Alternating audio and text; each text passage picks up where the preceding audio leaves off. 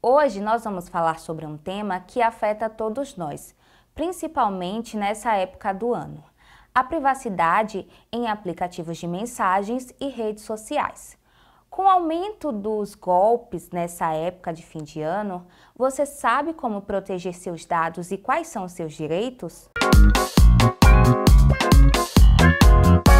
Quem vai nos explicar como funciona melhor a Lei Geral de Proteção de Dados é a doutora Maíra Dias. Seja muito bem-vinda, doutora. Obrigada, bom dia, é um prazer estar aqui com vocês. Doutora, para começar, como é que a LGPD ela protege os usuários de aplicativos de mensagens e redes sociais? A LGPD ela tem um sistema, de proteção a esses usuários através de tratamento de dados desses usuários para que os dados sejam protegidos, para que também os usuários saibam no que está sendo utilizado e de que forma está sendo utilizado os seus dados em meios redes sociais e aplicativos. Quais são os direitos garantidos pela LGPD aos consumidores em relação ao uso de dados pessoais? Um dos principais direitos é o acesso, que seria o acesso aos dados que estão sendo disponibilizados nessas redes, o direito de correção desses dados, se o usuário ele entende que os dados não condiz com os dele, ele pode corrigir. O direito também de revogação, ele pode pedir o cancelamento dessa distribuição de dados dele nas redes. E o direito de transferência, se ele entende que aquele serviço, aquele aplicativo não atende mais às necessidades dele, ele pode transferir para uma outra unidade de tratamento, que é um outro aplicativo, que atenda às necessidades que ele busca. É obrigatório que as empresas solicitem o consentimento antes de enviar as mensagens comerciais? Como é que funciona isso na prática? Sim, a LGPD ela estabelece que é necessário um consentimento explícito do usuário, para o envio dessas mensagens. Embora seja muito recorrente a gente receber algumas mensagens, que não queira por meio de SMS ou WhatsApp, é necessário sim um consentimento explícito desse usuário. Por meio de um formulário, algo que também a empresa ela possa comprovar que o usuário deu consentimento.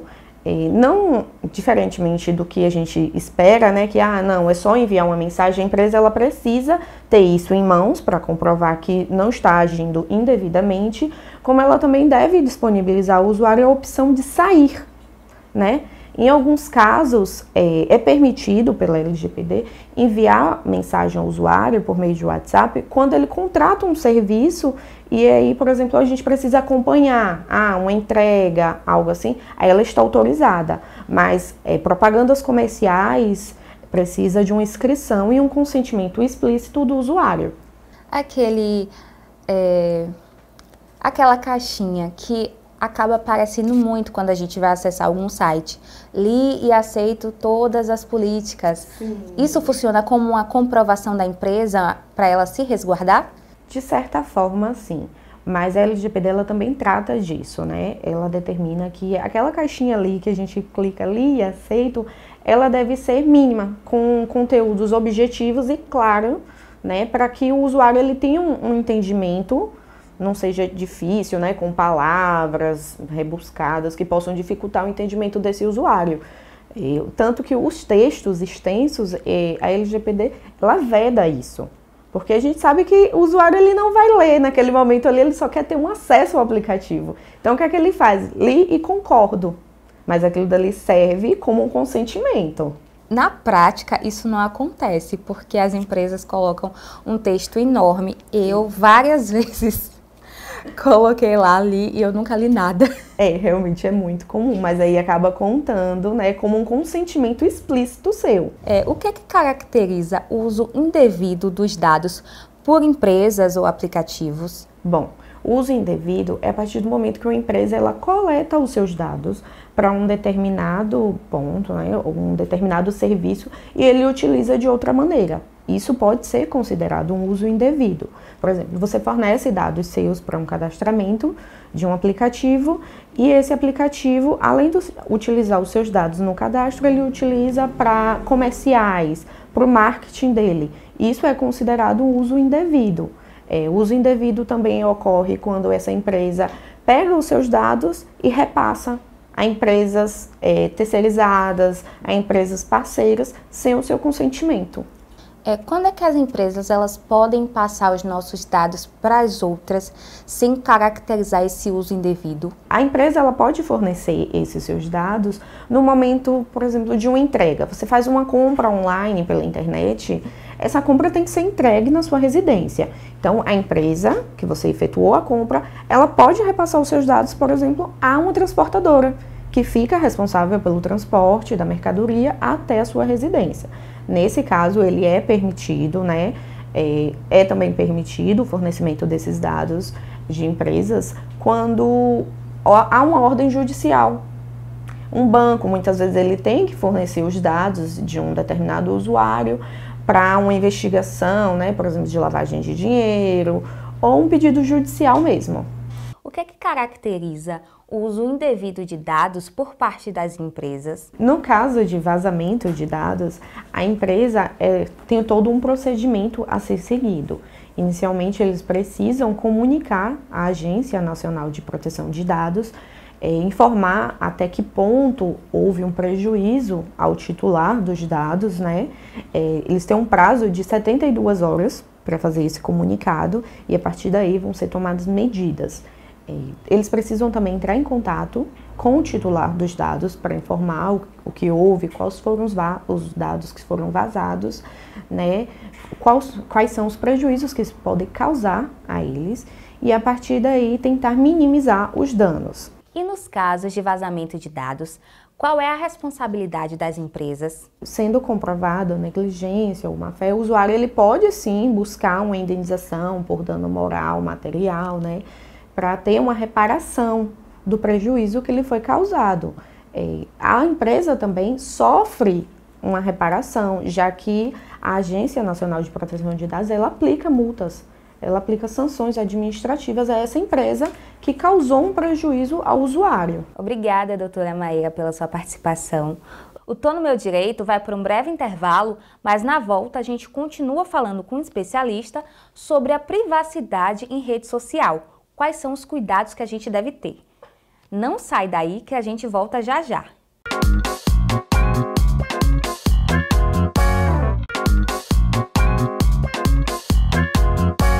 Quem continua falando com a gente é o advogado Lucas Mendonça, especialista em direito penal. Seja muito bem-vindo, doutor Lucas. Obrigado, Dani. Prazer estar aqui com vocês.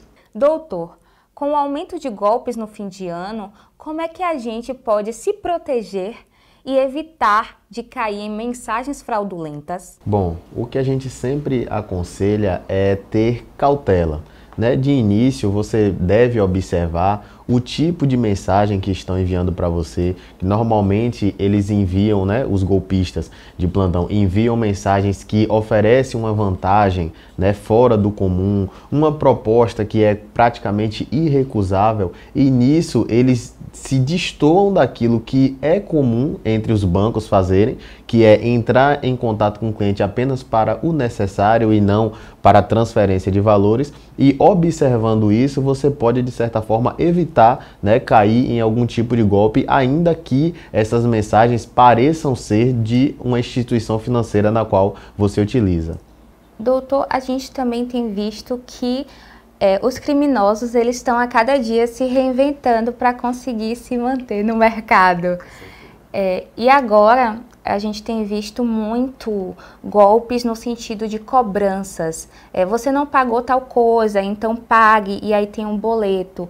Ou então fingindo que são lojas e o site é quase igual. Como é que essa pessoa ela vai conseguir identificar? Não é fácil, né, na maioria das vezes de se identificar, até porque o crime de estelionato em si que está sendo praticado contra o cidadão. E nesse crime, como você falou, os criminosos buscam, né, se especializar, se podemos dizer assim, procuram fazer da melhor forma. Ou seja, muitas vezes o site de fato ele está ali caracterizado com a logomarca, com a cor da empresa, né? A cobrança pode ser enviada através de um boleto ali que tem todos os seus dados e credenciamentos, mas é importante que você, antes de fazer o pagamento, identifique de onde está vindo, né, esse boleto, de onde está vindo essa mensagem, se o site que você está utilizando é de fato ali em cima o site da empresa que você costuma utilizar e principalmente ao fazer qualquer tipo de pagamento, se for através de via Pix ou transferência, pagamento de boleto, você verifique o destinatário, né, o beneficiário daquele valor, se de fato os dados correspondem ao da empresa que você costuma pagar